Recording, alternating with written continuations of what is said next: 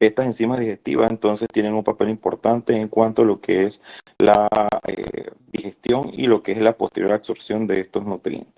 En segundo lugar, lo que son las glándulas mucosas distribuidas desde lo que es desde el ano hasta desde la boca hasta la ano aportan lo que es moco, que esta tiene un papel importante en cuanto a lubricación y como vamos a mencionar más adelante, esta permite lo que es un recubrimiento de la pared gastrointestinal para de esta manera evitar lo que es el contacto propio de los alimentos junto con la mucosa intestinal y sobre todo aquellas funciones de, de protección previamente dicho. En cuanto a lo que son los tipos de glándulas del tubo digestivo, bien, debemos saber que existen cuatro glándulas como tal. En primer lugar, tenemos lo que son las glándulas mucosas unicelulares, llamadas también células mucosas o células caliciformes. Estas reciben el nombre de células caliciformes debido a su forma de cáliz. Y como vamos a mencionar más adelante, uno de los principales estímulos corresponde a lo que es a la irritación local y van a expulsar lo que es moco, el cual va a recubrir lo que es la superficie intestinal y va a actuar como un lubricante, de esta manera que va a evitar lo que es la escoriación propia de lo que es de la mucosa. En segundo lugar, tenemos lo que son aquellas depresiones que van a representar lo que son vaginaciones del epitelio de la submucosa, que a nivel del intestino delgado reciben lo que es el nombre de cristas de Lieberkühn. Estas cristas de Lieberkühn más adelante, como voy a mencionar, tienen lo que es un papel importante en cuanto a lo que es la excreción, en cuanto a lo que es la secreción y en cuanto a lo que es la absorción de nutrientes. También existen glándulas tubulares profundas, sobre todo presentes a nivel del estómago y a nivel de lo que es de la parte proximal del duodeno, las cuales tienen un papel importante, sobre todo en cuanto a lo que es la secreción de pexinógeno y lo que es la secreción de ácido gástrico, que más adelante vamos a explicar. En cuanto a lugar, existen lo que son glándulas mucho más complejas, como lo son las glándulas salivales, lo que es el páncreas y el hígado, que constituyen principalmente la mayor parte de las secreciones a nivel de lo que es del tubo digestivo. En cuanto a lo que es la misma forma de lo que es una glándula, debemos saber que esta está compuesta principalmente de lo que es de un acino y bien de los conductos salivales propiamente dicho. Esta secreción primaria que más adelante voy a explicar está compuesta principalmente de tealina, la cual contiene lo que es la alfa-amilasa y permite lo que es la digestión prematura o la primera digestión de lo que son de los almidones. Bien lo que es el moco que favorece lo que es a la secreción, a la protección y lo que es la escoración, y bien lo que es el líquido extracelular propiamente dicho que favorece entonces al barrido de todas esas secreciones para que vayan hacia los conductos salivales. Bien, entonces también debemos saber que se encuentra lo que es la secreción por parte de estas células epiteliales que forman lo que es o recubren lo que es el conducto de una secreción tanto activa de iones potasio y de iones bicarbonato, pero de esta manera va a también favorecer lo que es iones sodio y iones cloro. El punto es que esta saliva va a ser fundamentalmente isotónica en comparación con lo que es el líquido o lo que es la concentración extracelular. Entonces, con respecto a lo que es el contacto de los alimentos con el epitelio, esta va a tener lo que es una estimulación de los nervios, de los sistemas o sistema nervioso entérico, como ya había mencionado. Bien, lo que es la presión mecánica de estos alimentos en determinada región de lo que es el tubo digestivo va a favorecer lo que son las glándulas, la estimulación de las glándulas de dicha zona para que éstas secreten lo que es una cantidad moderada a una cantidad grande de jugo digestivo. Las principales corresponden a lo que es a las células caliciformes que secretan moco. Y bien, debemos saber que lo que es esta estimulación epitelial local está activada también lo que es por el sistema nervioso entérico local de la pared intestinal. Los principales estímulos van a corresponder a la estimulación táctil y como expliqué en las clases anteriores, la irritación química que juega un papel importante, correspondiente principalmente a lo que es el ácido gástrico y bien lo que es la distensión de la pared intestinal. Como ya había mencionado anteriormente, la estimulación parasimpática favorece todo tipo de secreción y movimientos intestinales, mientras que la estimulación simpática suele inhibirlo. A nivel de la región parasimpática, debemos saber lo que esta estimulación va a aumentar de forma invariable lo que es la velocidad de secreción glandular. Bien, debemos saber que sucede en especial en aquellas glándulas que se encuentran proximal, en la región proximal inervadas por los nervios parasimpáticos, glosofaringos y vago, que van a corresponder a lo que son las glándulas salivales, las glándulas esofágicas, las gástricas, el páncreas y lo que son las glándulas de Brunner del duodeno.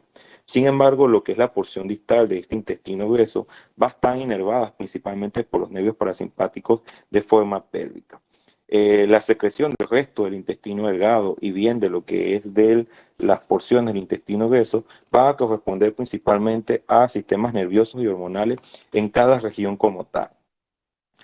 A nivel de lo que es de la estimulación simpática, tiene lo que es un efecto doble. Bien, cuando esta estimulación es aislada y no se encuentra asociada con una estimulación parasimpática, va a producir un ligero aumento de la secreción como tal. Sin embargo, cuando la estimulación parasimpática ya se está produciendo, esta va a producir lo que es una secreción copiosa, lo que la estimulación simpática va a reducir lo que es esta secreción, y esto se va a producir debido a que la estimulación simpática va a producir una vasoconstricción y esa vasoconstricción va a producir lo que es una disminución del flujo sanguíneo y por lo tanto lo que es el aporte de nutrientes y de sustancias para que se produzca esta secreción por parte de lo que son de las células o las glándulas como tal. Bien, entonces debemos saber un mecanismo básico de la secreción por parte de las células glandulares. Bien, debemos saber que todo parte de lo que es del capilar. A nivel de lo que es el capilar deben difundirse todos aquellos nutrientes que requiere lo que es la célula para que se produzca lo que es la secreción. Estos se van a transportar de forma activa a través de los capilares hacia lo que es la base de las células glandulares. A nivel de las células glandulares existen estas mitocondrias. Estas mitocondrias van a utilizar lo que es esta energía oxidativa para que se produzca como tal ATP. Además, esta energía procedente de lo que es de los mitocondrias van a ser utilizadas por parte de lo que es el aparato de Golgi y por parte de lo que son de los ribosomas. Estos van a tener lo que es un papel importante en cuanto a la secreción del producto proteico que se requiere para lo que es la secreción como tal de estas glándulas. Estos productos de secreción ya producidos a nivel del retículo endoplásmico y a nivel de los ribosomas son secretados mediante pequeñas vesículas y pasan entonces al aparato de Golgi. En este aparato de Golgi van a sufrir concentraciones adicionales y sufren entonces conformaciones donde posteriormente van a ser almacenados mediante vesículas y dependiendo de la estimulación local van a ser entonces liberados para que se produzca lo que es la secreción como tal mediante lo que es el aumento en la permeabilidad.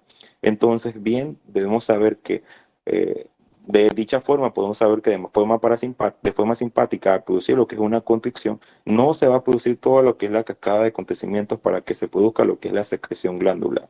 Entonces es importante lo que es la irrigación sanguínea, posteriormente lo que es un trabajo conjunto de mitocondria, de ribosomas y retículo endoplásmico, y posteriormente el aparato de Golgi que va a perfeccionar lo que es este contenido producido a nivel del retículo endoplásmico y ribosomas, para que posteriormente mediante estímulos locales o diversos estímulos que más adelante voy a explicar, se va a producir lo que es la secreción de estas vesículas como tal.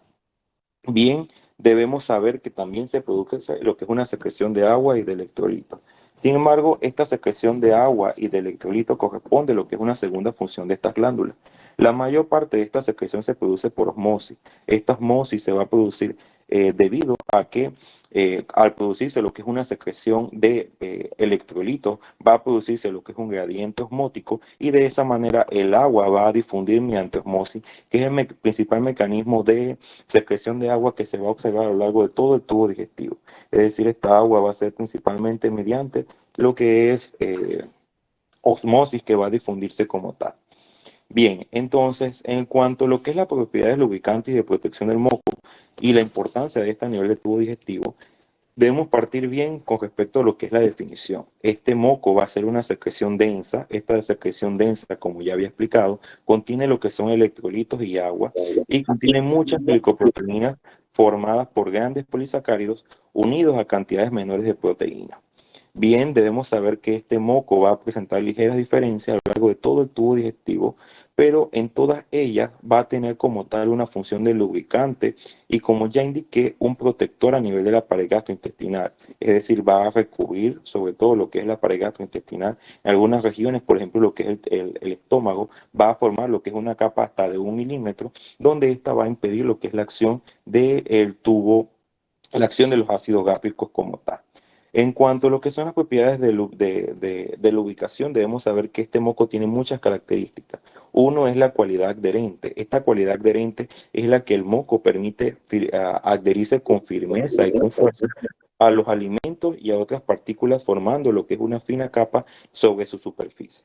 Otra de las cualidades es que posee lo que es una consistencia suficientemente para cubrir lo que es la pared del tracto gastrointestinal y, como ya indiqué, evitar que se produzca un contacto real a nivel de lo que son de las partículas de alimento y lo que es la mucosa.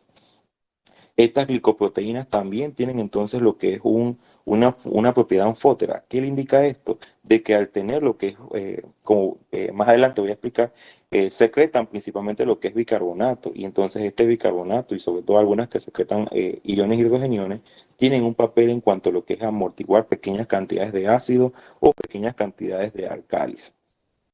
Bien, también tiene lo que es una resistencia al deslizamiento que es bastante escasa, lo que hace que las partículas se desplacen a lo largo del epitelio con suma facilidad. A su vez, hace que ciertas partículas fecales se adhieran entre ellas, creando lo que son masas fecales que expulsan gracias a los movimientos intestinales. Y como una característica que me parece bastante importante es que es resistente a la digestión por las enzimas gastrointestinales, de tal manera que no va a verse afectado como tal por parte de lo que es el proceso digestivo. Entonces, en resumen, lo que es este moco va a facilitar lo que es el desplazamiento de los alimentos, va a favorecer lo que es la protección y va a lubricar de tal manera que va a evitar que la escoración, producto de lo que es el paso de estos alimentos con la mucosa a lo largo de todo el tubo digestivo. En cuanto a lo que es la secreción de la saliva, bien, debemos saber que en cuanto a las principales glándulas salivales, van a corresponder lo que es la parótida y van a corresponder las glándulas submandibulares y sublinguales. Y también hay pequeñas glándulas bucales diminutas que principalmente van a producir moco. Esta saliva va a estar compuesta principalmente por dos tipos de secreciones proteicas.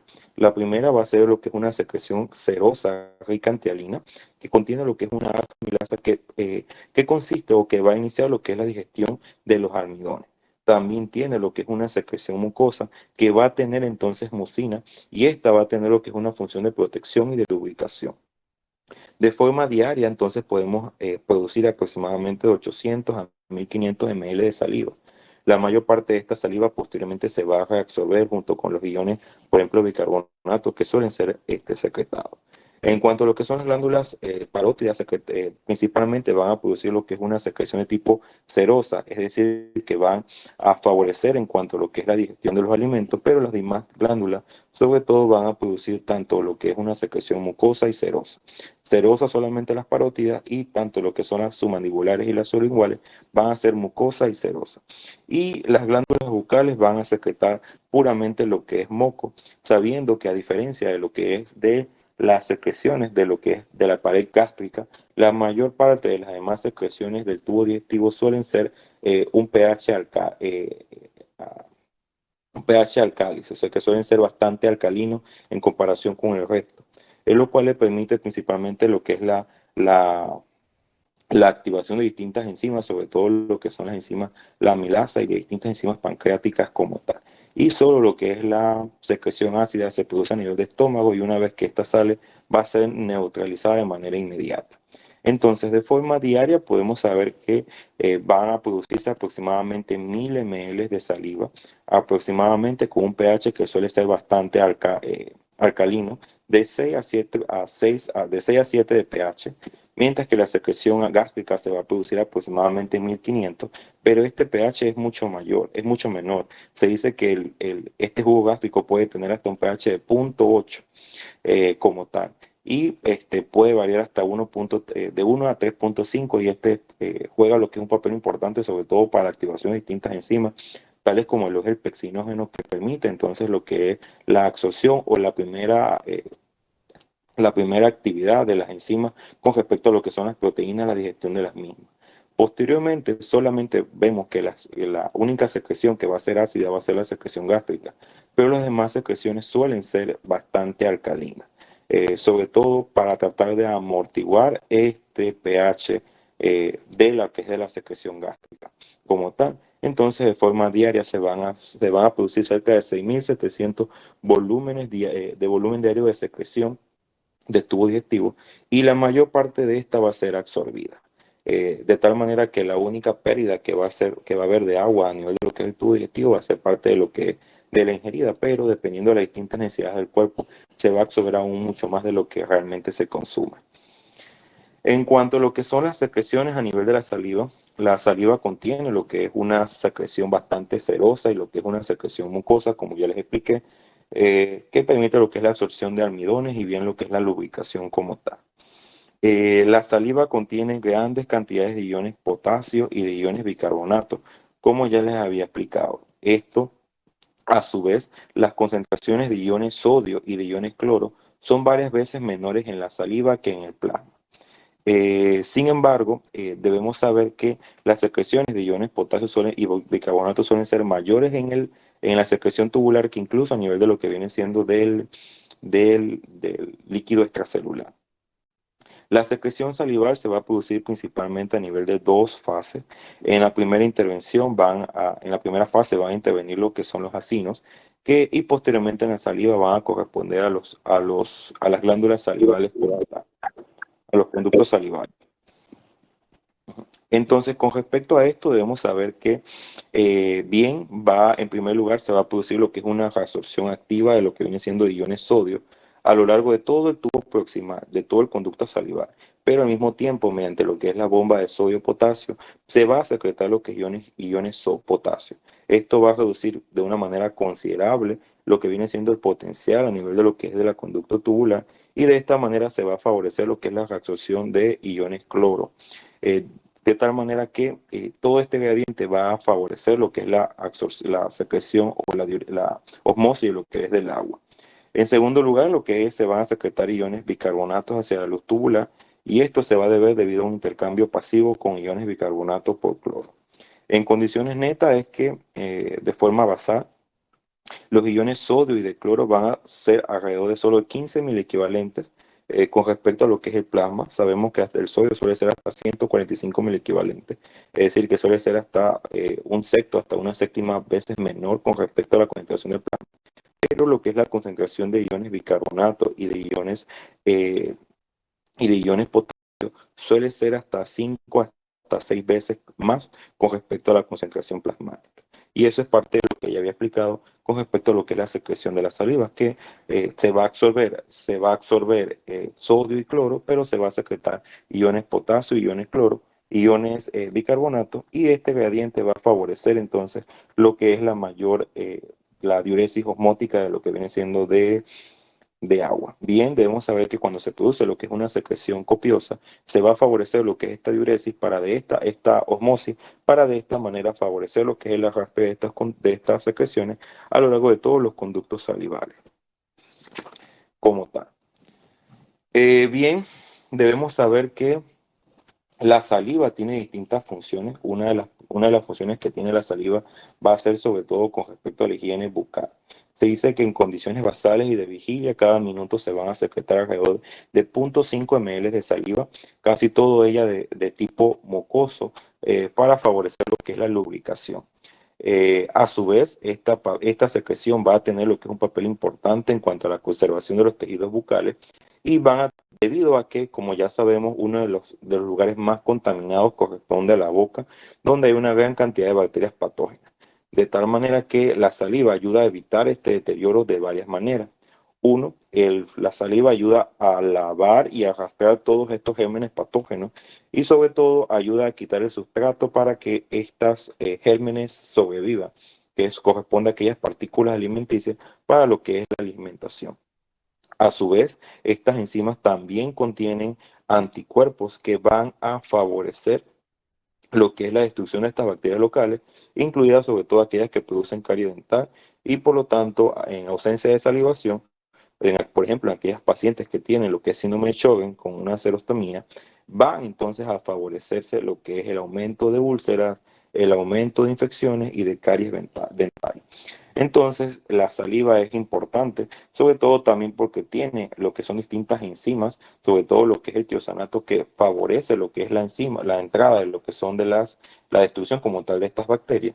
A su vez, enzimas proteolíticas como lo es la lisozima, que van a favorecer lo que es la entrada de estas mismas y ejercer su acción bactericida.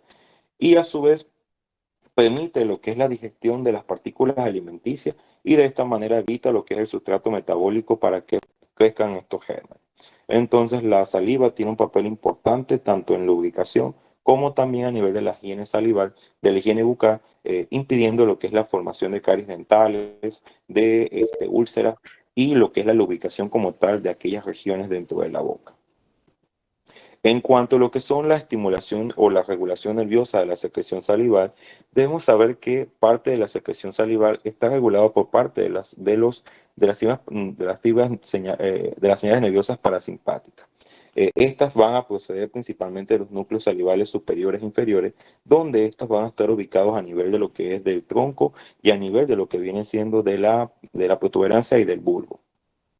Estos estímulos van a ser producidos principalmente, van a recibir lo que es estimulación por parte de lo que es de la lengua, incluso lo que son estímulos gustativos, tales como los sabores amargos, los sabores o lo que es la misma consistencia de los alimentos.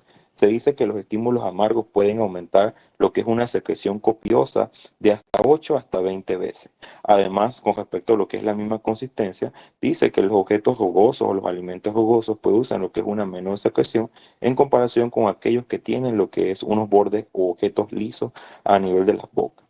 Estas señales nerviosas entonces van a llegar a nivel de lo que es de los núcleos salivales presentes a nivel central y van a ejercer a nivel de lo que es el área de apetito y van a ejercer su respuesta hacia lo que viene siendo posteriormente favoreciendo lo que es la salivación por parte de lo que es de la estimulación de las fibras parasimpáticas, principalmente a nivel de lo que es del nervio glosofaringeo y vago, que van a estimular las glándulas salivales para producir lo que es aumentar lo que es la secreción salival, dependiendo lo que es la secreción submandibular y sublingual, que va a favorecer lo que es una secreción tanto mucosa como serosa, mientras que la parótida sobre todo lo que es una secreción de tipo serosa, y de esta manera va a favorecer.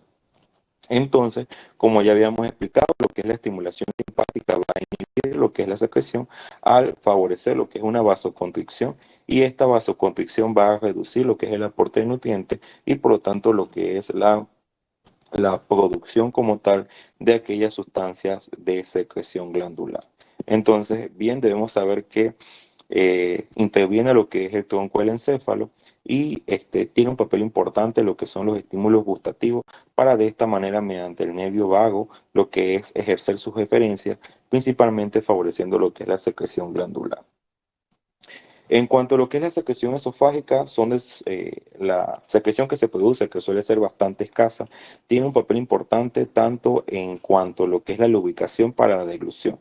Como ya habíamos explicado anteriormente, el esófago tiene un papel principalmente de transporte, o sea, de paso de los alimentos de la faringe hacia el estómago. Entonces, requiere lo que es una lubricación adecuada para impedir lo que es la escoriación. A su vez, está compuesto por distintas glándulas mucosas simples. Estas glándulas mucosas en la parte superior del esófago, van a evitar lo que es la excoriación de la mucosa por los alimentos recién llegados, pero a nivel de lo que viene siendo de la parte inferior del esófago, van a corresponder a glándulas que van a evitar lo que es la digestión por parte de los jugos ácidos como tal, y van a impedir lo que es el efecto del mismo a nivel de lo que es del epitelio de la mucosa. En cuanto a lo que es la secreción gástrica, creo que corresponde a una de las más importantes en cuanto a las que propiamente se producen. También lo que es la secreción pancreática creo que corresponde a una de las importantes, sobre todo porque estas secreciones gástricas van a allanar lo que es el camino para que entonces se permita lo que es las secreciones pancreáticas. Bien, debemos saber que la mucosa gástrica va a producir o tiene lo que son dos tipos de células tubulares importantes. En cuanto a estas células tubulares importantes, corresponden a las células oxínticas o gástricas, que van a producir ácido, van a secretar ácido ácido clorhídrico, van a secretar pexinógeno, lo que es factor intrínseco y moco. Cada uno de estos elementos tiene lo que es un papel importante en cuanto a la digestión. A su vez, lo que son las glándulas pilóricas van a secretar sobre todo moco para que se produzca lo que es la protección de la mucosa pilórica frente a lo que es el ácido gástrico, y también, como ya va a ver más adelante, secretan lo que es orgastrina, la cual tiene un papel importante a nivel de lo que es de la mayor producción de lo que es de ácido clorhídrico y en cuanto a lo que es el vaciamiento gástrico, que fue uno de lo que ya había explicado anteriormente. En cuanto a lo que es la ubicación, debemos saber que la ubicación también es importante, sobre todo porque aquellas glándulas oxínticas, es decir, aquellas que producen ácido clorhídrico, van a presentarse o van a encontrarse principalmente a nivel de lo que es del cuerpo y a nivel de lo que es del fondo gástrico, y van a corresponder cerca de un 80% de lo que son de las glándulas del estómago, mientras que las pilóricas van a encontrarse principalmente a nivel de lo que es del antro gástrico, y estas van a corresponder solamente un 20% de todas las glándulas del estómago. Entonces, la ubicación también es importante, sobre todo para aquellas, cuando vamos a evaluar, sobre todo lo que son las úlceras pépticas relacionadas con una mayor secreción ácida, que son más frecuentes encontradas a nivel de lo que es del fondo y del cuerpo, que es donde se produce mayor cantidad, donde hay mayor cantidad de células oxínticas como tal. En cuanto a lo que son las secreciones de las glándulas oxínticas, bien, las mismas glándulas oxínticas están formadas por tres tipos de células como tal. La principal dentro de las células corresponde a lo que son las células mucosas del cuello. Estas células mucosas del cuello tienen lo que es un papel importante a nivel de lo que es de la secreción de moco, y se encuentran lo que son las células oxínticas parietales, en donde estas tienen un papel importante a nivel de la secreción de ácido clorhídrico y de factor intrínseco, y lo que son las células peptídicas o principales, donde estas tienen un papel en cuanto a lo que es la secreción de pexinógeno. Cada una de ellas tiene un papel en cuanto a la secreción de distintas sustancias. Pexinógeno, lo que es la presencia de ácido clorhídrico, factor intrínseco, y sobre todo lo que es moco, y bien lo que es el epitelio de la superficie. Entonces se produce lo que es la secreción, y posteriormente estas van a fluir hasta lo que es la misma región de lo que es del estómago como tal. En cuanto a lo que es el mecanismo de secreción de ácido clorhídrico, bien, como ya había mencionado, lo que son las células mucosas del cuello, que tienen un papel a nivel de lo que es de la producción de moco, y lo que son las células oxínticas, que permiten entonces la secreción de ácido clorhídrico y lo que es la producción de factor intrínseco. Y también lo que son las células de tipo principales, que van a producir principalmente lo que es pexinógeno. Bien, lo que son las células parietales van a secretar lo que es una solución ácida, que va a tener hasta 160 milimoles de ácido clorhídrico. El pH de esta secreción puede ser hasta 0.8 de pH, lo cual indica una extremada acidez. En esta, la concentración de iones hidrogeniones es hasta 3 millones veces superior a lo que es a la sangre arterial. Es decir, al pH de lo que viene siendo de la sangre arterial. Para lograr lo que es esta concentración se requieren gran cantidad de calorías, al mismo tiempo que se produce lo que es la secreción de una secreción ácida, o de lo que es de ácido clorhídrico hacia lo que es hacia la luz. Lo que es la sangre arterial va a corresponder principalmente a un pH que puede ser bastante neutro, pero lo que es la sangre venosa, al producirse lo que es una extracción de iones hidrogeniones, que ahorita voy a explicar, y al producirse lo que es el paso de iones bicarbonato hacia lo que es la sangre, hace que esta sangre venosa que pase o que produzca a nivel de lo que son de las células parietales va a ser fundamentalmente de tipo alcalina, sobre todo porque se va a absorber iones eh, de tipo bicarbonato, y se va a secretar lo que iones eh, de tipo hidrogeniones. Bien, se produce, o lo que es esta célula parietal tiene distintos tipos de canalículos intracelulares, y lo que es el ácido clorhídrico se forma entonces en estas proyecciones vellosas, y posteriormente van a secretarse a los canalículos, y después se van a secretar hacia el exterior. Bien, este creo que es el diagrama más importante que debemos llevarnos con respecto a cómo se produce lo que es la secreción de este ácido. A nivel de la célula parietal, que es la encargada de producir ácido clorhídrico, se va a producir lo que es una disociación del agua. Esta disociación de agua va a ser hacia los iones hidrogeniones y hacia los iones hidroxilos. Estos iones hidroxilos se van a combinar junto con el CO2. Este CO2 va a ser procedente tanto del mismo metabolismo de la célula como también van a difundirse de lo que es del tipo de los vasos sanguíneos. Entonces, este bicarbonato, este ion hidroxilo junto con lo que es la combinación con el CO2, va a producir entonces lo que es la producción de bicarbonato, en donde este bicarbonato se va a difundir hacia el líquido intersticial, hacia los capilares, mediante lo que es un contraporte con cloro. Al mismo tiempo que se introduce entonces bicarbonato hacia lo que viene siendo hacia la circulación general, se va entonces a extraer cloro hacia lo que es la célula parietal. Posteriormente, este cloro va a ser liberado mediante los canales de cloro para lo que es la luz del tubo. Posteriormente, entonces, debemos saber que este ion de tipo hidrogeniones se va a difundir hacia la luz tubular. En esta difusión de la luz tubular tiene un papel importante lo que es la bomba de ion hidrogenión, potasio, ATPasa, que va a favorecer lo que es la salida de iones hidrogeniones, al mismo tiempo que favorece lo que es la entrada de iones de tipo potasio. Pero debemos saber también que se produce lo que es una absorción neta de sodio para de esta manera durante lo que es el gradiente o lo que es la membrana vasolateral se va a absorber, se va a pasar sodio hacia lo que es la circulación general al mismo tiempo que se extrae potasio y se va a secretar entonces de tipo potasio hacia la luz tubular. Pero este potasio que se secreta de la luz tubular va a ser nuevamente absorbido por la bomba de ion hidrogeniones, potasio, ATPase. O sea que va a ser un círculo vicioso. El mismo potasio que va a ser secretado va a ser nuevamente utilizado para nuevamente, posteriormente, ser secretado. Entonces es un ciclo que va a ser, que va a reproducirse una y otra vez. Como ya le expliqué, entonces este ion hidroxilo se va a unir con el CO2 y se va a formar entonces bicarbonato que va a difundir hacia la circulación.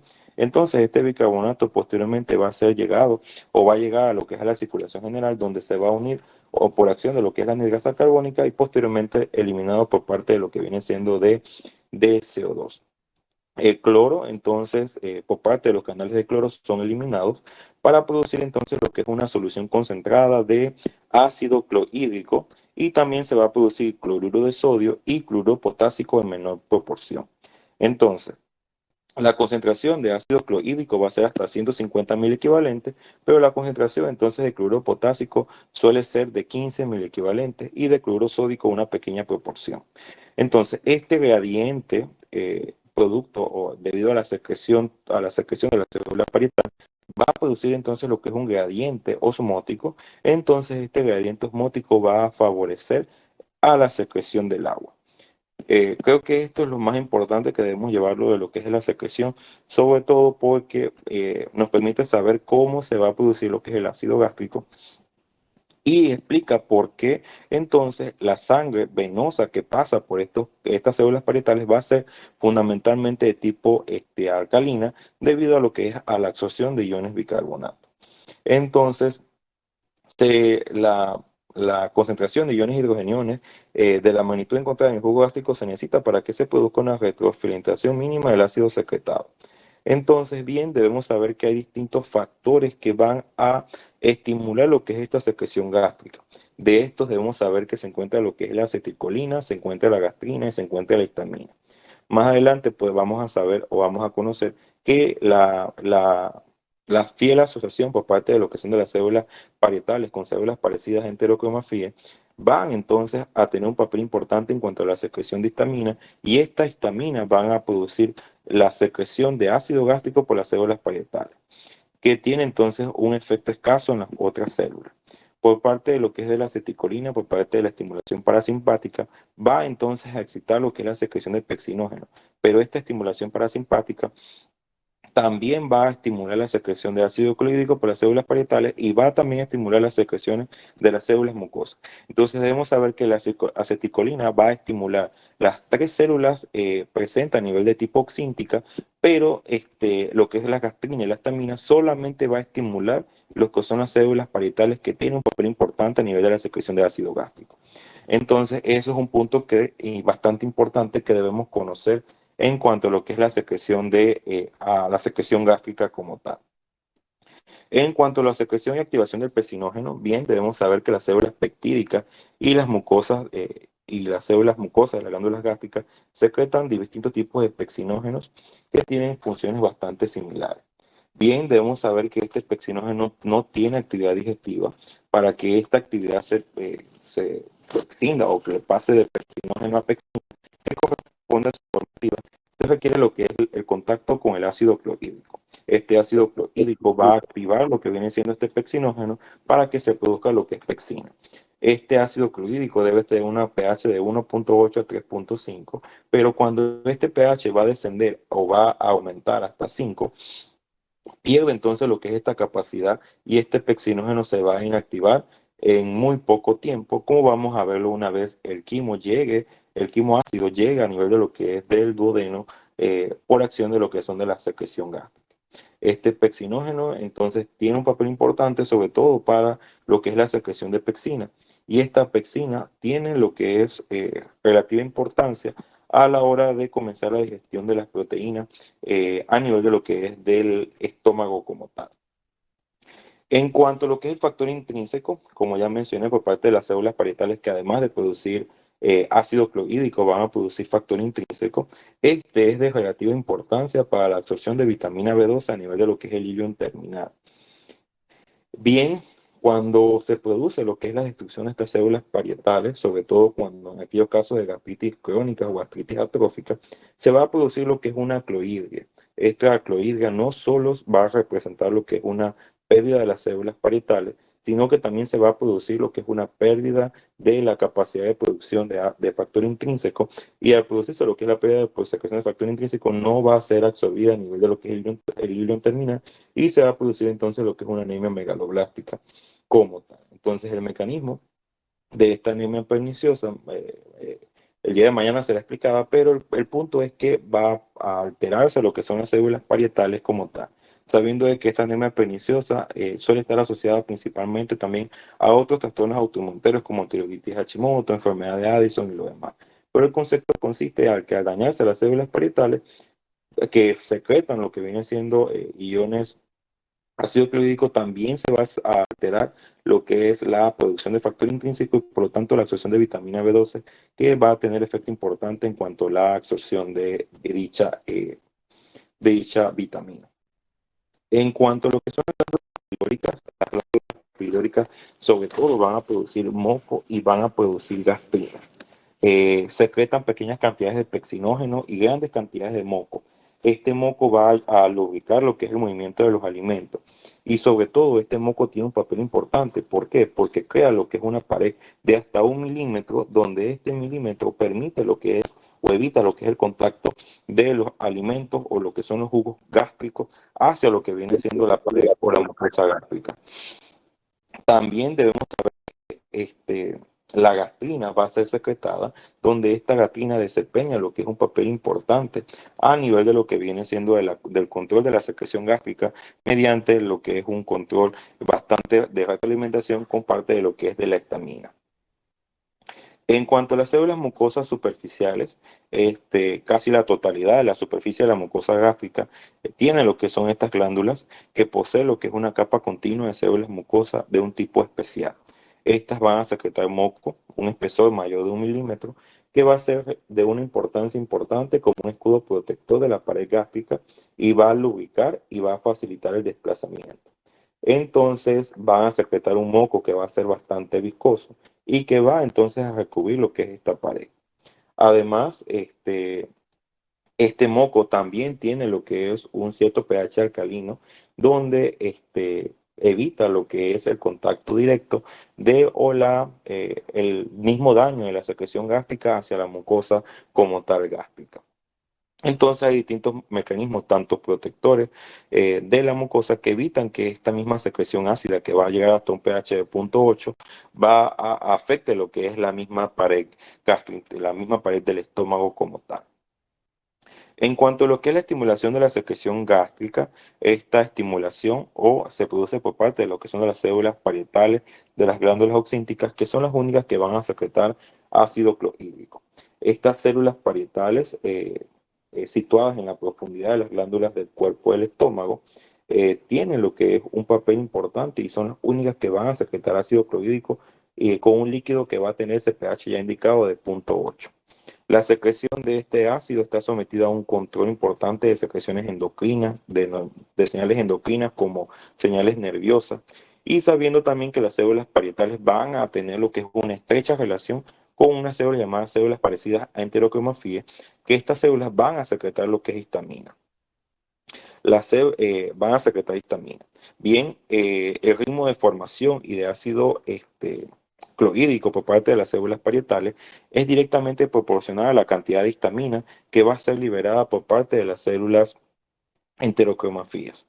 Estas células enterocromafías se encuentran entonces en la zona profunda de las glándulas gástricas y van a liberar lo que es histamina en contacto con las células parietales de las propias glándulas.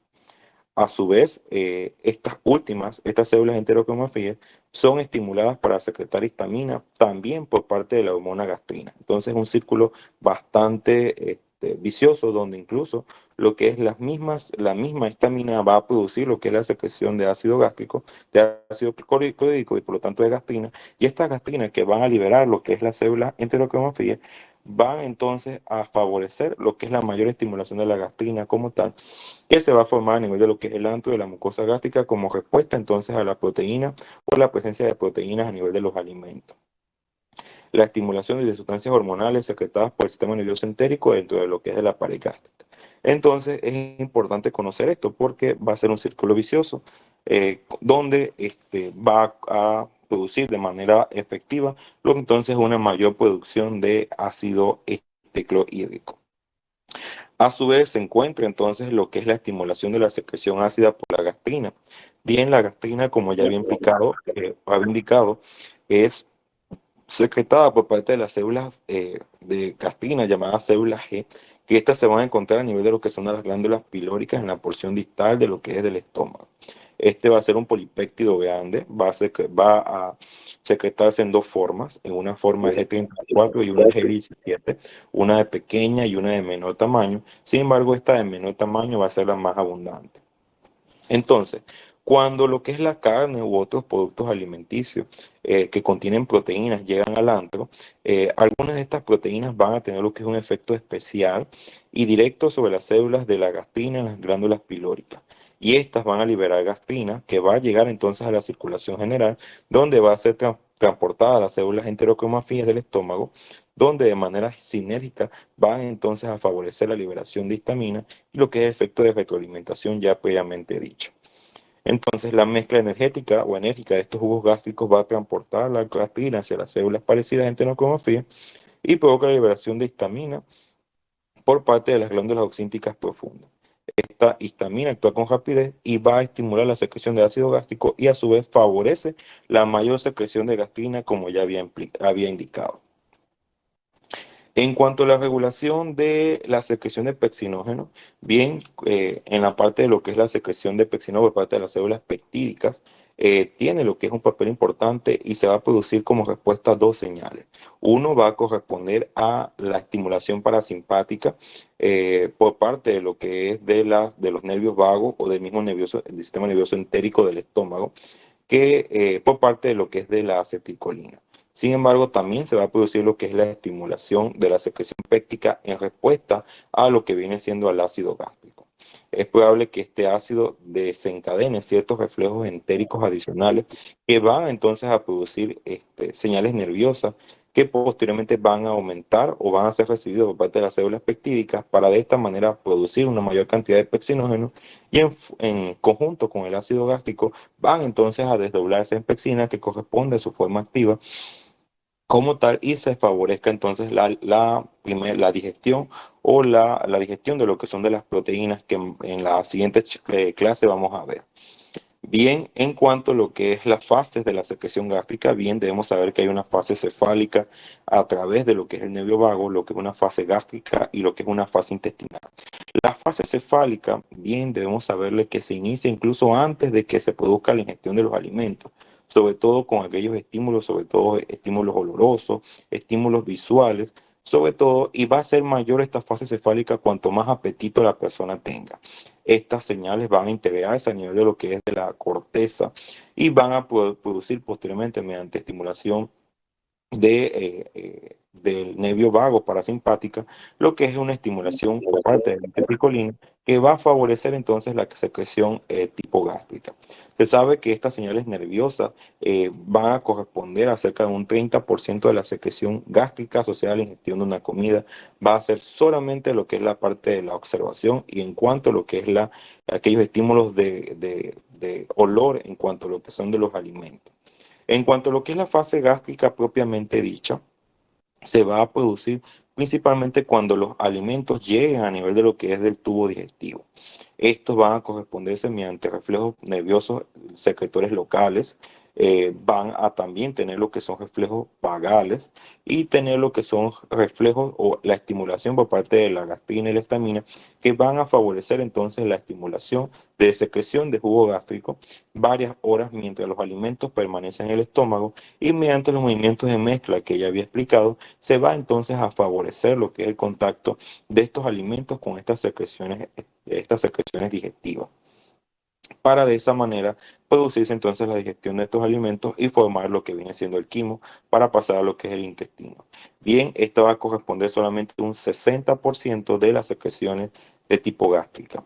Y en cuanto a lo que es la fase intestinal, una vez la secreción, los alimentos llegan a nivel del duodeno, dice que se va a producir una pequeña cantidad de ácido gástrico, sobre todo porque pueden haber pequeñas cantidades de gastrina que va a ser liberada por la mucosa duodenal, pero esta es bastante imperceptible y solo va a corresponder a lo que es un 10% de la secreción de tipo gástrica y posteriormente aquí entonces va a tener un papel preponderante lo que es la secreción de tipo pancreática.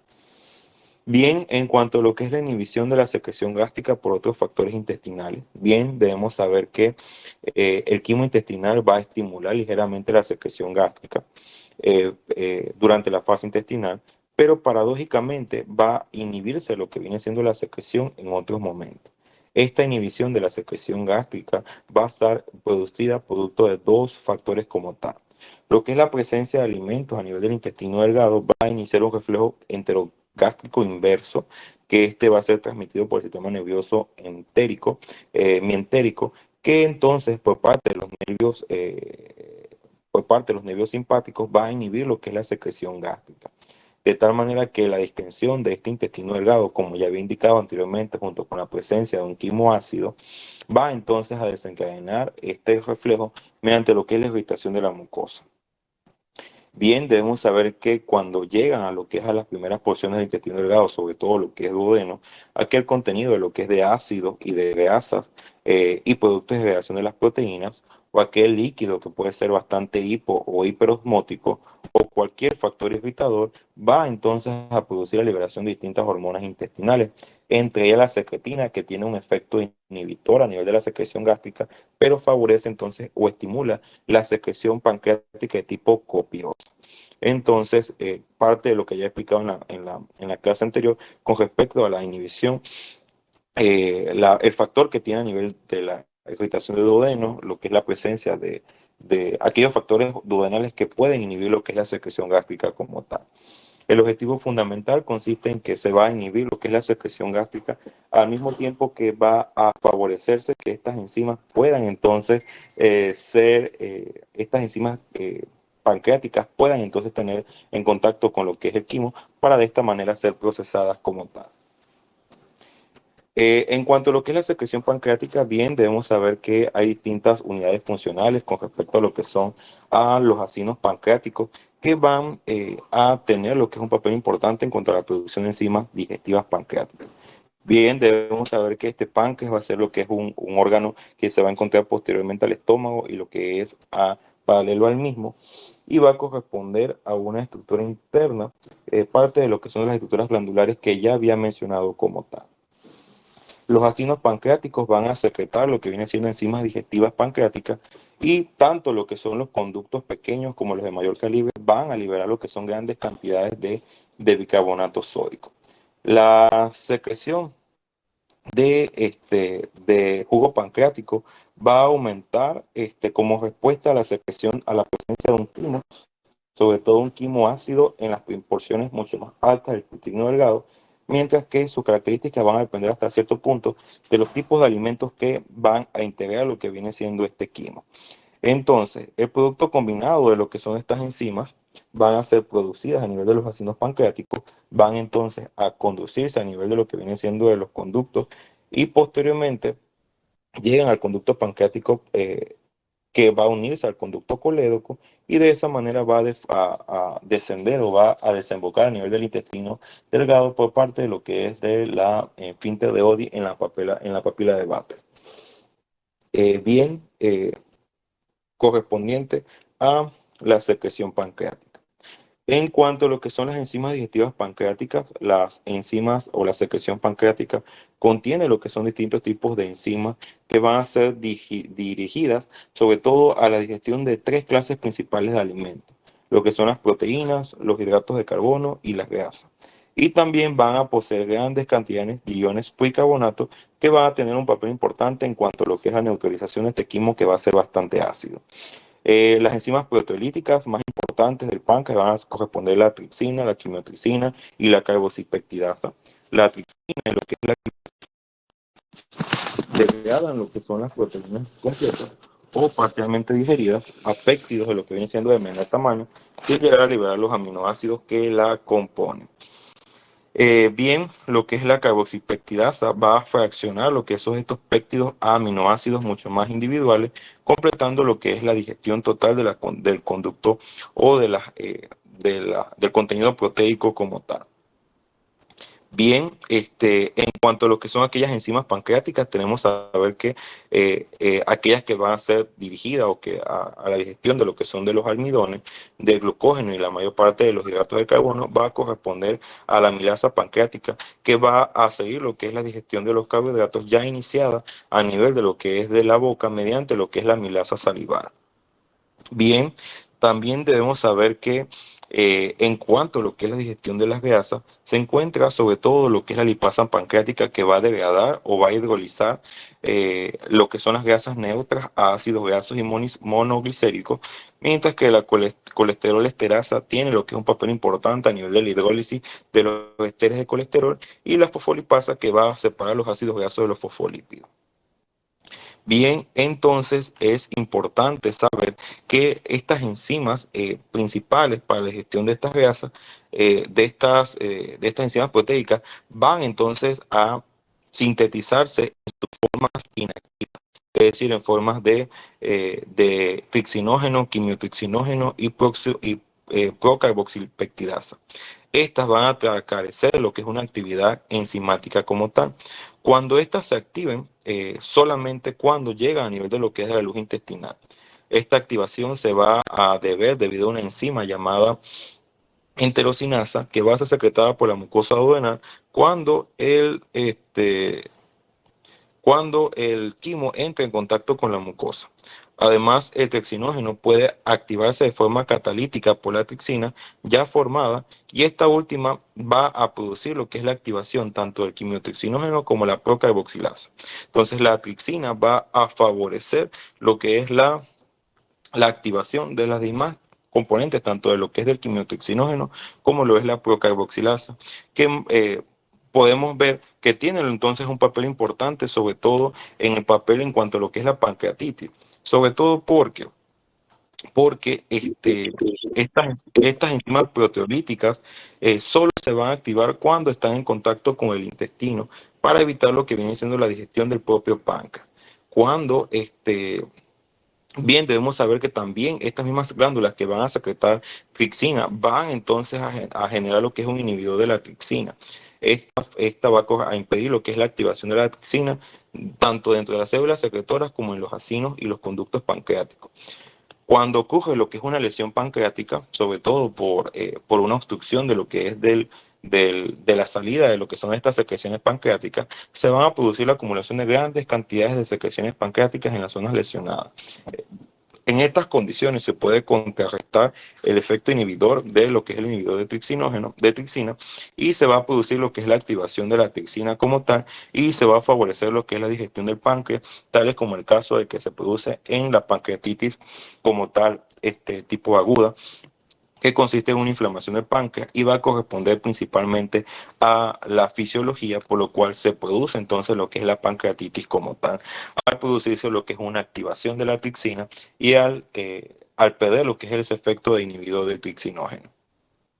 En cuanto a lo que es la secreción de iones bicarbonato, debemos saber que una de las principales secreciones a nivel de lo que es pancreático va a corresponder principalmente a nivel de bicarbonato y de agua.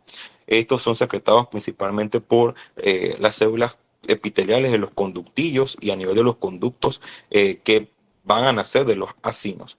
Cuando el páncreas recibe un estímulo para la secreción de grandes cantidades copiosas de jugo pancreático, la concentración de iones bicarbonato puede aumentar hasta 145. Entonces, de forma general, debemos saber que este anhídrido carbónico va a difundirse desde la sangre hacia lo que es el interior de la célula. Anhídrido carbónico desde la sangre hacia lo que viene siendo el interior de la célula, y esta se va a combinar junto con el agua para producir entonces lo que es bicarbonato, y de esta manera va a ser eh, secretado a lo que es a la luz tubular. Bien, lo que es esta secreción de iones bicarbonatos hacia la luz tubular se ve favorecido también por la absorción por un contraportador de lo que viene siendo cloro de tipo bicarbonato, que va a favorecer entonces la secreción de bicarbonato y la absorción de cloro, y posteriormente los canales de cloro que van a favorecer su secreción, y de esta manera lo que es un círculo que se va a repetir varias veces. Los iones de tipo bicarbonato, que van a ser de tipo hidrogenión, que van a ser formados por la disociación de este ácido carbónico, van entonces a intercambiarse por iones de tipo sodio a nivel de lo que es un cotransportador, o mediante lo que es un transporte secundario a nivel de la membrana, donde se va a permitir entonces la absorción de iones sodio, y se va a secretar o se va a secretar lo que es iones hidrogeniones hacia la circulación general. De tal manera que este sodio va a tener lo que es un papel importante a nivel de la bomba de sodio-potasio ATPasa, para de esta manera favorecer lo que es el pase de sodio hacia la circulación general, y posteriormente lo que es el paso de potasio hacia lo que es el interior de la célula, y posteriormente su reabsorción mediante los canales de potasio. El movimiento global de los iones sodio y de bicarbonato desde la luz de la sangre, la luz ductal, crea lo que es un gradiente de presión osmótica, y este gradiente de presión osmótica va a favorecer entonces lo que es la secreción de agua como tal.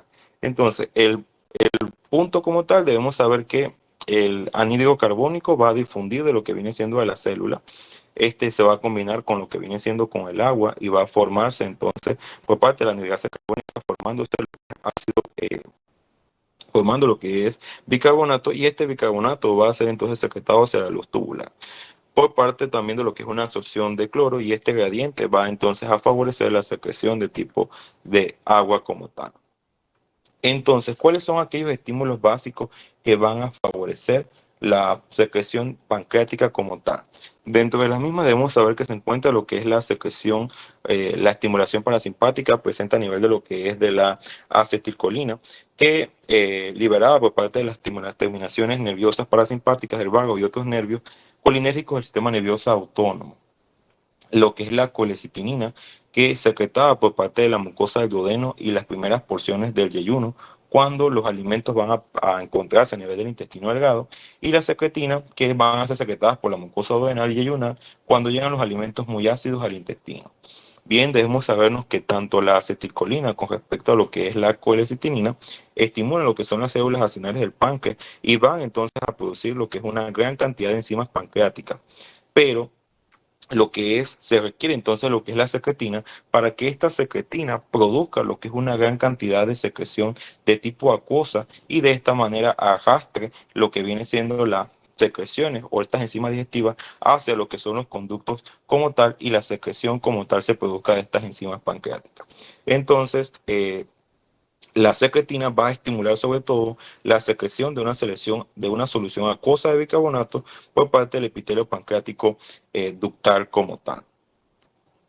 En cuanto a lo que son las fases de secreción pancreática, bien, debemos saber que se encontramos ante una fase de tipo cefálica, una fase gástrica y lo que es una fase intestinal como tal. Durante la fase cefálica de la secreción pancreática, las mismas señales nerviosas de origen encefálico que producen entonces lo que es la secreción gástrica van entonces a generar lo que es las secreciones de tipo pancreática, sobre todo por la estimulación de la acetilcolina por parte de las terminaciones nerviosas vagales de lo que viene siendo el páncreas. Esto va a traducirse en una secreción de cantidades moderadas de enzimas que va a corresponder hasta un 20% de la secreción total de enzimas pancreáticas después de una comida. Durante lo que es la fase gástrica, la estimulación nerviosa de lo que es de la secreción pancreática continua y va a corresponder hasta cerca de un 5 o un 10% de todas las enzimas pancreáticas. Sin embargo, la cantidad que llega al duodeno va a ser bastante escasa, pero en la fase intestinal, una vez el quimo llega a lo que viene siendo el intestino delgado, la secreción pancreática se vuelve copiosa y esto va a ser principalmente debido a la secreción de secretina, que es la que ya había indicado que favorece lo que es una secreción acuosa y de iones bicarbonato, que va a arrastrar todas estas enzimas pancreáticas que van a ser producidas que van a ser estimuladas por parte de lo que es de la colecitinina y por parte de la estimulación parasimpática con la acetilcolina. Entonces, la secretina tiene un papel bastante importante en cuanto a la secreción copiosa de lo que es de líquido que contiene una gran cantidad de iones bicarbonato. Esta secretina va a corresponder a un polipéptido de 27 aminoácidos y va a ser secretada por parte de las células S de la mucosa del duodeno y el yeyuno, que va a estar secretada en su forma inactiva, que es prosecretina. El principal estimulante en cuanto a lo que es la producción en su forma activa, consiste en lo que es el ácido gástrico. Este ácido gástrico es sobre todo un quimo ácido con un pH inferior a 4.5 o 5 que va a penetrar entonces al duodeno, va a provocar la liberación de la mucosa duodenal de la secretina y por lo tanto lo que es la activación de la misma y va a pasar entonces a lo que es a la sangre. De tal manera que el único componente del quimo que va a estimular de manera importante la estimulación de la secretina va a corresponder a lo que es la secreción pancreática. Esta secretina va a estimular entonces al páncreas para que se secreten grandes cantidades de líquido con iones bicarbonato y una concentración muy baja de iones cloro. Es importante sobre todo porque esta secretina va a comenzar a secretarse cuando se encuentra lo que es un quimo ácido que penetra a nivel de lo que es el intestino delgado y sobre todo cuando el pH cae por debajo de 4.5 a 3 y aumenta mucho más cuando cae por debajo de 3. Ello hace que el páncreas va a secretar grandes cantidades de iones de solución acuosa que va a tener entonces bicarbonato. Entonces este bicarbonato sódico que va a ser secretado va a actuar entonces con el ácido clorhídrico para de esta manera producir lo que es cloruro sódico y lo que es una cantidad importante de ácido carbónico. Este ácido carbónico posteriormente se va a disociar en anhídrido carbónico y agua y entonces este anhídrido carbónico va a pasar a la sangre y va a eliminarse en forma de CO2 y el CO2 va a pasar también y el agua va a ser utilizado por parte de lo que es de las secreciones que va a producirse a nivel de lo que es de tipo intestinal. Y de esta forma se va a neutralizar lo que es el contenido de ácido, el contenido ácido que va a producirse a nivel gástrico como tal. Las secreciones de iones bicarbonato por el páncreas proporcionan un pH adecuado para que se produzcan las distintas acciones de las enzimas digestivas pancreáticas. Como ya vimos más adelante, atrás, las enzimas pancreáticas principalmente van a activarse en un medio básico. Cuando se produce lo que es un medio ácido, estas pierden su capacidad de activación, por lo tanto, En cuanto a lo que es la colecitinina, tiene lo que es un papel importante en cuanto a la secreción de pancreática de enzimas digestivas. Está bien lo que es la presencia de alimentos en la parte proximal del intestino delgado, va a inducir lo que es la liberación de una segunda hormona. Esta va a ser lo que es la colecitinina, que este va a ser un polipéptido de 33 aminoácidos generado por otro grupo distinto de células que corresponden a las células I del duodeno y la parte proximal de lo que viene siendo el yeyuno. Esta liberación de colecitinina se produce, depende principalmente de lo que es de la presencia de proteasa y de pectona. Estas van a ser principalmente producto de degradación de las proteínas y también por producto de lo que son de los ácidos grasos de cadena larga contenidos a nivel de lo que es del quimo procedente del estómago. Esta colecitinina va entonces a, a llegar a lo que viene siendo a la sangre y a nivel de lo que es de la sangre llega a lo que es al páncreas, donde va a favorecer lo que es la estimulación de grandes cantidades de bicarbonato sódico y la liberación de enzimas pancreáticas, sobre todo digestivas, producto de lo que son de los acinos pancreáticos. Este efecto también es similar a la estimulación vagal, pero incluso más pronunciado que esta, ya que constituye cerca de un 70 o un 80% de la secreción de todas las enzimas digestivas. La diferencia principalmente de estos efectos de la secretina y lo que es la colecitinina la podemos ver en cuanto a lo que es esta gráfica, que es lo que ya había mencionado. Había indicado que lo que es de la estimulación de lo que es la acetilcolina y la colecitinina van a favorecer entonces la liberación de grandes contenidos eh, de enzimas digestivas, mientras que lo que es parte de lo que vemos aquí de la colecitina, mientras que la presencia de lo que es de la secretina va entonces a favorecer una gran secreción de contenido acuoso. Es decir, que el agua y lo que es el bicarbonato, sobre todo, va a ser producto de lo que es de la secretina. Uno de los principales mecanismos de secreción de la secretina va a ser entonces lo que es el ácido gástrico. Pero con la presencia de pectona, sobre todo lo que es la colecitinina, va entonces a favorecerse la liberación sobre todo de enzimas. Y estas enzimas, entonces se permite diferenciarlo con respecto a lo que es la estimulación de la secretina, con respecto a la colecitinina, sobre todo porque esta va a favorecer la mayor cantidad de enzimas pancreáticas, pero esta secreción de tipo acuosa va a favorecer que estas enzimas pancreáticas pasen de los acinos a los conductos acinales y de esta manera puedan entonces ser liberadas a lo que es el intestino. Es decir, van a actuar como un arrastre para estas enzimas digestivas que se producen como tal. Bien, en cuanto como tal, debemos saber que el ácido del estómago va entonces a liberar secretina a nivel del duodeno. También lo que son las grasas y los aminoácidos van a favorecer lo que es la secreción de colecitinina. Estas van a pasar a nivel de lo que es de la secreción pancreática y van entonces a favorecer lo que es la colecitinina mediante la secreción de enzimas digestivas y lo que es la secretina mediante la secreción de líquido acuoso. Bien, lo que es la estimulación vagal, al mismo que lo que es la colecitinina, va a favorecer lo que es la liberación de enzimas por parte de los acinos pancreáticos. Esta secretina va a producir sobre todo lo que es un líquido abundante de tipo pancreático y bicarbonato, y la colecitina va entonces a estimular la secreción de enzimas. Estas van a pasar al torrente sanguíneo donde van a ejercer su efecto a nivel de lo que viene siendo del páncreas como tal. Una de las funciones con respecto a lo que es el hígado consiste en la producción de bilis. Esta bilis va a producirse en una cantidad aproximada de 600 a 1000 ml por día. Esta bilis va a tener dos funciones principales. Estas funciones principales no está dada como tal debido a que contengan enzimas, sino debido a que tienen los ácidos biliares. Estos ácidos biliares tienen un efecto importante, sobre todo porque actúan como emulsionantes. Es decir, tienen un papel importante en cuanto a lo que es la digestión y absorción de las grasas, al ser las más solubles como tal, mediante lo que son los ácidos biliares. Y también lo que son las mismas ácidas, la misma bilis actúa como un producto de desecho al permitir lo que es la secreción o la excreción de varios productos de desecho importantes, sobre todo a nivel de lo que es de la del metabolismo de la hemoglobina, sobre todo lo que es la bilirrubina y lo que es el exceso de colesterol, sobre todo mediante productos de desecho. Bien, en cuanto a lo que es el hígado, va a secretar lo que viene siendo la bilis en dos fases. Uno, debemos saber que se encuentran los hepatocitos.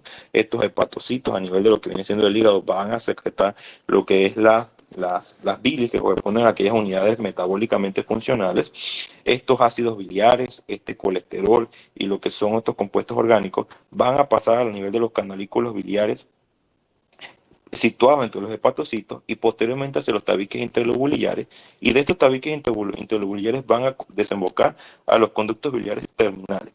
Estos progresivamente van a desembocar hacia lo que es al conducto hepático y posteriormente a lo que viene siendo el conducto hepático y posteriormente a nivel de lo que viene siendo el colédoco. Una vez lo que es la bilis, bien, esta bilis puede seguir dos caminos. Uno puede ser posteriormente secretada a nivel de lo que es el intestino, o bien también puede ser almacenada a nivel de lo que es de la vesícula biliar al pasar a través de lo que es el conducto cístico.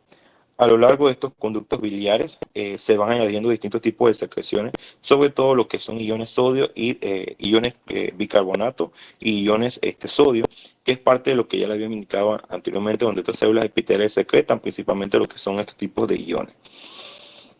Bien, en cuanto a lo que es el almacenamiento, en cuanto y lo que es la concentración de la bilis a nivel de lo que es la vesícula biliar. Estos hepatocitos van a secretar continuamente bilis. La mayor parte de esta va a ser almacenada a nivel de lo que es de la vesícula biliar hasta que el duodeno la necesita. Bien, la capacidad máxima de lo que es de la vesícula biliar va a ser solo de 30 a 60 ml.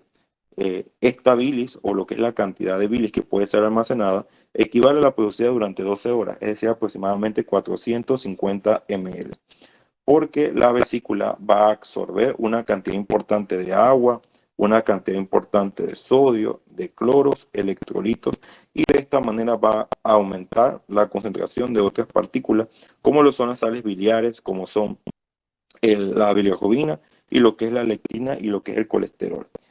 Sabiendo de que estas uniones van a favorecer sobre todo aquella estabilidad de lo que viene siendo el colesterol y van a evitar lo que es la precipitación.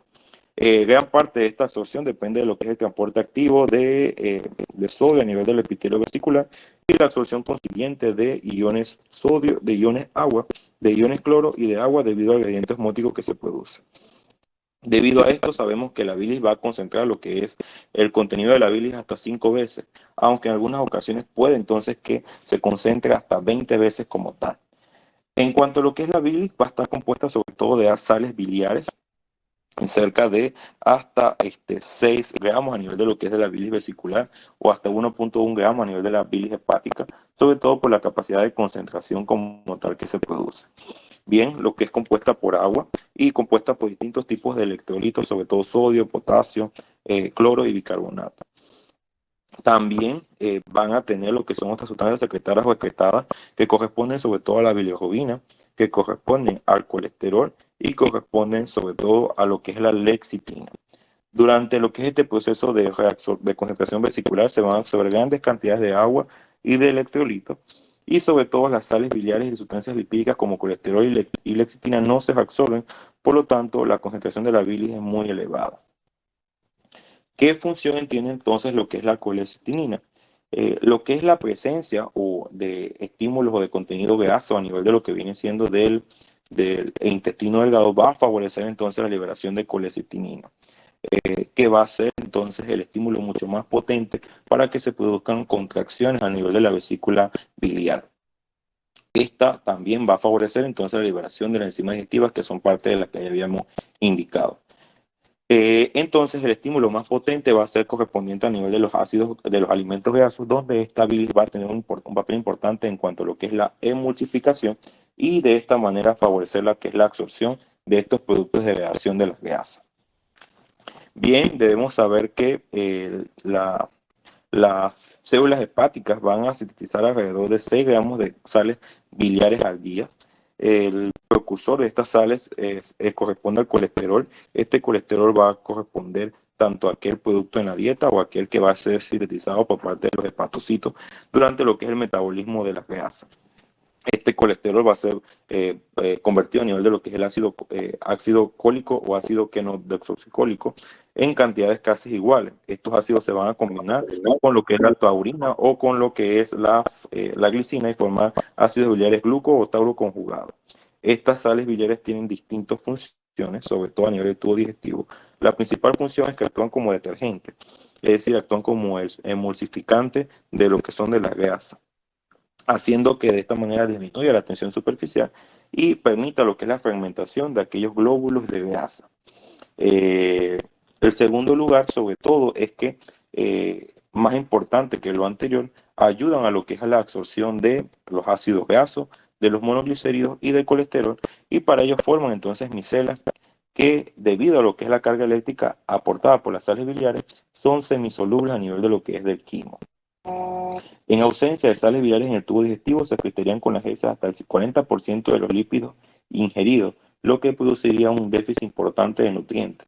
Y de esta manera es de relativa importancia lo que es esta función que tiene esta hormona y lo que es la bilis en cuanto a lo que es la absorción de la grasa. Bien, debemos saber también que se produce lo que es una circulación enterohepática, que esto la podemos ver más sobre todo en esta gráfica como tal, donde cerca de un 94% de todas las sales biliares que son secretadas a nivel de lo que es el intestino delgado van a ser absorbidas y van a pasar nuevamente a la circulación, y lo van a hacer en la mitad mediante difusión, pero posteriormente cuando se aleja más del intestino delgado va a ser mediante transporte activo. Una vez van entonces a ser absorbidas, van a pasar entonces a la circulación portal, que es parte de lo que ya había indicado, que todo lo absorbido pasa a nivel de lo que es de la vena porta, y a nivel de la vena porta se va a distribuir a través de los sinusoides, donde estos sinusoides van a distribuirse posteriormente a los hepatocitos, que corresponden a la unidad funcional del hígado, y va a producirse nuevamente lo que es mediante sales biliares. Y esta recirculación de sales biliares va a recibir el nombre de circulación enteropática de las sales biliares. La cantidad de bilis que va a secretar el hígado va a depender sobre todo de aquella disponibilidad de sales biliares. Mayor sea la cantidad de sales biliares presentes en la circulación enteropática, mayor será también lo que es el ritmo de secreción a nivel de lo que es de la bilis. Entonces, la secretina va a tener lo que es un papel importante al estimular lo que es esta secreción pancreática y aumenta lo que es la secreción biliar hasta más del doble de su valor normal como tal. Como tal. Entonces, esto es parte de lo que ya habíamos indicado. Bien, lo que son a nivel de lo que son de los hepatocitos, se produce lo que es bilis, va a drenar o va a drenar a nivel de los canalículos biliares, posteriormente a nivel de los tabiques interlobuliares y posteriormente a nivel de los conductos biliares terminales, que van a drenar hacia los conductos biliares y posteriormente hacia el conducto hepático. Luego va a seguir hacia lo que es el colédoco y va a drenar a lo que es el intestino delgado mediante lo que es el esfínter de Oddi en la papila de Vater. Bien, debemos saber que esta bilis puede entonces puede tener dos caminos. Uno es que pueda ser liberada como tal, o bien que pueda ser almacenada mediante el conducto cístico hacia lo que es la vesícula biliar. Bien, debemos saber que este colesterol, estas sales biliares se forman a nivel de los hepatocitos a partir del colesterol. Este colesterol casi siempre es insoluble a nivel de lo que viene siendo en agua pura, pero estas sales biliares y la lecitina a nivel de lo que son de la bilis van entonces a formar biselas y de esta manera van a hacer o van a ocasionar de que este colesterol se convierta en un componente semisoluble. El colesterol puede precipitar a nivel de lo que es de la vesícula, formando cálculos de colesterol como estos que vemos aquí. Y la cantidad de colesterol existente en la bilis depende sobre todo de la cantidad de grasas que van a ser ingeridas, producto principalmente porque es un componente del metabolismo de la grasa. Y a su vez, la inflamación de este epitelio de la vesícula biliar va a generar lo que viene siendo una alteración a nivel de la absorción, generando como tal una captación excesiva de agua, una captación excesiva de electrolitos y sales biliares, a una expensa de que se produzca lo que es una concentración progresivamente mayor de colesterol a nivel de la vesícula biliar. Y comienza entonces este colesterol a precipitarse en pequeños cálculos y esta corresponde a lo que es la patogénesis de la colelitiasis. Esta vesícula biliar puede entonces migrar o quedarse atrapado a nivel del conducto cístico y lo que es la acumulación prolongada de esta vesícula y la inflamación de su pared puede entonces producir lo que es una colecistitis, o bien esta piedra puede pasar al conducto cístico y llenarse a nivel de lo que es el colédoco y producir entonces lo que es una coledocolitiasis. Esta coledocolitiasis va a producir entonces lo que es un aumento de la bilirrubina, aumento de las pruebas de función hepática, sobre todo GT y fosfatasa-sacarina, que son los principales marcadores presentes a nivel de la viabilidad. Entonces, una vez se produce entonces lo que es la coledocolitiasis, bien se produce lo que es un mayor contenido de bilis, incluso si este se deposita mucho más, mucho por debajo de lo que es de la salida del conducto pancreático, va a generar entonces que se produzca lo que es un, un reflujo retrógrado de enzimas pancreáticas y se va a producir entonces lo que es un efecto, se va a perder ese efecto negativo del inhibidor de trixinógeno y se va a favorecer lo que es la activación de trixinógeno, de trixina y por lo tanto lo que es la pancreatitis como tal. Entonces, esta formación de cálculo es muy importante, sobre todo en cuanto a lo que es la patogenia de pancreatitis, en cuanto a lo que es la patogenia de la coledocolitiasis, en la patogenia de lo que es de la colecistitis, donde tiene lo que es un papel importante lo que es la parte de los cálculos y, y la formación de los mismos radica principalmente en que se produce una absorción excesiva de agua, una absorción excesiva de ácidos biliares y se produce lo que es un mayor colesterol en la bilis, sobre todo producto de un mayor metabolismo, es decir, por un mayor consumo de grasa y se va a producir una inflamación del epitelio que va a favorecer a una absorción mucho más, tanto de agua como de bilis y entonces la formación del cálculo. Entonces, esta imagen es de relativa importancia, sobre todo para conocer lo que es aquella patogenia presente a nivel de lo que es de la colitiasis y todas las consecuencias que esa trae como tal. A nivel de lo que es del intestino delgado, bien, la secreción de moco se va a producir por parte de las glándulas de Brunner. Estas glándulas van a ser glándulas mucosas que van a estar compuestas a lo largo de todo lo que es del duodeno y secretan lo que es una cantidad importante de moco alcalino en respuesta a estímulos táctiles o irritantes a nivel de la mucosa duodenal mediante la estimulación vagal que aumenta la secreción de glándulas, la secreción por parte de las glándulas de Brunner y lo que son distintas hormonas tales como lo es la secretina como tal. Este moco va a tener un papel importante, sobre todo a proteger la pared duodenal frente a lo que es la digestión y a su vez tiene lo que es un efecto de amortiguador, sobre todo al tener lo que es unas pequeñas cantidades de bicarbonato como tal. A su vez, lo que son las secreciones digestivas por parte de las cristas del Lieberkühn, a lo largo de todo el intestino delgado hay pequeñas depresiones que son aquellas que mencioné al inicio de la charla, que corresponden a aquellas cristas del Lieberkühn. Estas se van a estar presentes entre lo que son las vellosidades intestinales como tal y tienen lo que es un papel importante, sobre todo porque están recubiertas por células caliciformes que van a secretar del tipo moco y además lo que son células epiteliales que tienen lo que es un papel importante a nivel de lo que es de secreción y las células de Paneth que tienen un papel importante en cuanto a lo que es defensiva como tal. Estos enterocitos a nivel de la cripta van a producir una cantidad importante de líquido. Dice que se va a producir a nivel del intestino delgado hasta cerca de 1800 ml día de secreción intestinal, que está formado por líquido extracelular, que como ya indiqué, la mayor parte de estos líquidos suele ser de tipo alcalino. En cuanto al mecanismo de secreción acuoso, es responsable de la secreción de líquido acuoso y como ya expliqué, esta suele ser principalmente por una diuresis osmótica y se produce por una secreción activa de iones cloros en las criptas y mediante lo que es una secreción de tipo bicarbonato. Esto va a producir un arrastre y eléctrico de iones de sodio hacia la membrana y al líquido secretado y por último entonces lo que es un flujo osmótico producto de lo que es del agua como tal. Hay distintas enzimas, sobre todo presentes a nivel de lo que es la secreción del intestino delgado. En la siguiente charla vamos a ver de que estas enzimas tienen un papel importante, sobre todo en aquella digestión de aquellas partículas mucho más de aminoácidos esenciales, de hidratos de glucosa y de ácidos grasos que como tal. Y de esta forma podemos saber de que tienen varias peptidasas que van a afeccionar lo que son los péptidos en aminoácidos sencillos, enzimas que van a descomponer los disacáridos en monosacáridos y por lo tanto lo que es la absorción del mismo y sobre todo lo que es la lipasa intestinal que va a favorecer la escisión de lo que son de las grasas en glicerol y lo que es ácidos grasos como tal. A nivel de lo que es el intestino grueso, bien debemos saber de que estas van a tener sobre todo mucosa que va a tener muchas cristas de Lieberkühn y que van a carecer de lo que viene siendo de vellosidad. Estas van apenas a secretar lo que viene siendo enzima digestiva y la principal función del intestino grueso va a ser fundamentalmente lo que es la secreción de moco, que va a actuar sobre todo como lubricante.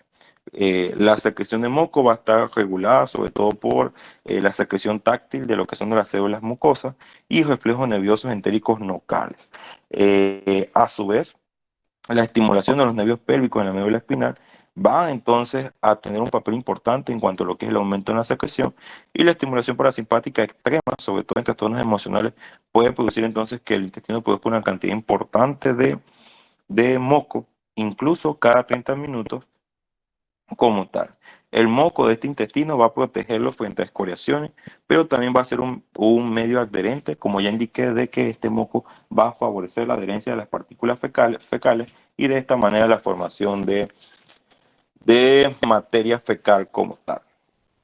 Y esa es la pequeña presentación que le traía con respecto a las secreciones a nivel de lo que viene siendo o lo que son las funciones secretoras del tubo gastrointestinal. Mañana hablaremos sobre todo con respecto a la digestión de los diversos alimentos y sobre todo aquellos con respecto a la fisiología de los principales trastornos. Llámese trastornos primarios del esófago, llámese ERGE, llámese úlcera péptica, colelitiasis, colecistitis, pancreatitis, las diarreas como tal, sobre todo cuando se pierde esa capacidad absortiva de lo que es de secreción a nivel de lo que es del tubo digestivo y aquellos estreñimientos como tal. ¿Tienen alguna pregunta con respecto a la charla? ¿Alguna consulta? ¿Algo que no les haya quedado claro? ¿O todo quedó claro? ¿Se durmieron?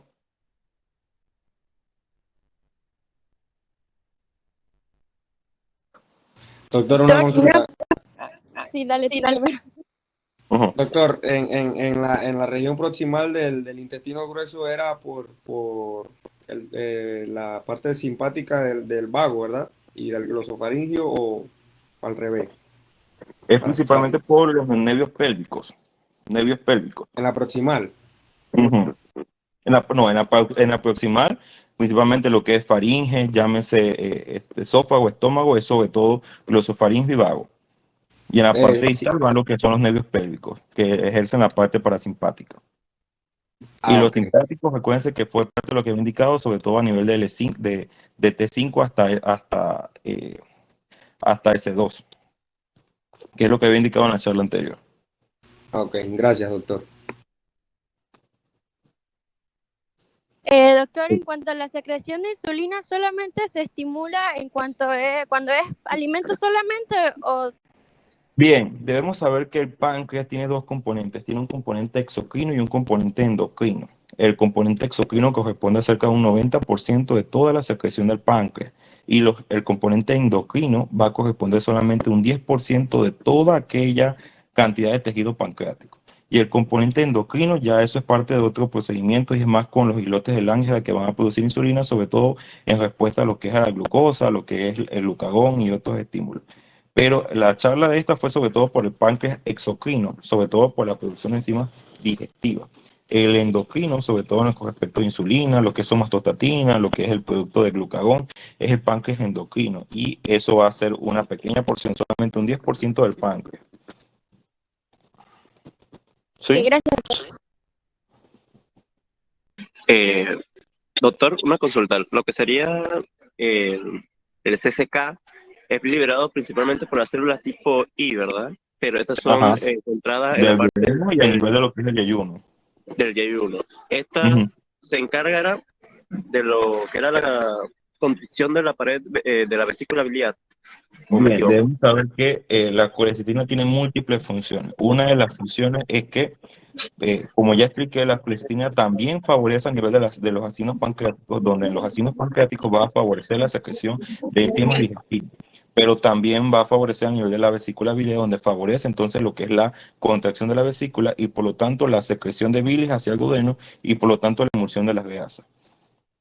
O sea, tiene varias funciones la colecitina y a su vez la colecitina también tiene un papel importante a nivel de inhibir la secreción gástrica, que eso fue parte de lo que expliqué en la charla anterior. O sea, son múltiples funciones que se interrelacionan entre sí. ¿Quedó claro? Sí, gracias. ¿Alguna otra pregunta?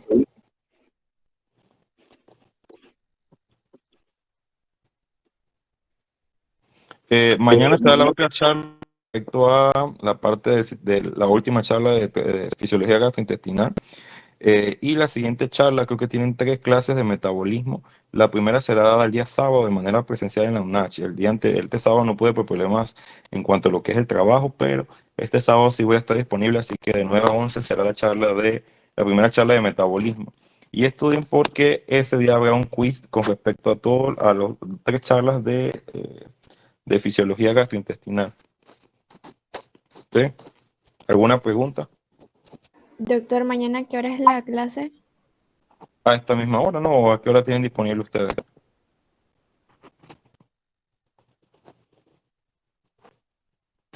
¿A qué hora tienen disponible ustedes? Creo que a la misma, a esta, creo. Me parece que es a las 5. ¿Es a las 5 la clase mañana? ¿A qué hora tienen disponible? 5:10 a 6:45. De 5:10 a 6:45 mañana. Sí, ese es el horario, doctor. Y una consulta. Mañana a esa hora a esa hora también están todos ocupados, ¿no? Correcto. Está toda la tarde ocupado y la noche. Mm, porque a esa hora sí estoy disponible para dar charla presencial, pero el problema es que no tienen ustedes tampoco salón. Así que, por eso por lo menos aprovechar un sábado para darle la charla presencial. Creo que ustedes tienen que, como grupo, a organizar, porque no tiene ningún sentido darle charlas de manera virtual cuando ya todo esto debe ser presencial. Porque esto va a corresponder la base de todo lo demás que venga. Y si no tienen buena fisiología, les va a ir mal en los próximos semestres. Bueno, ¿alguna otra consulta?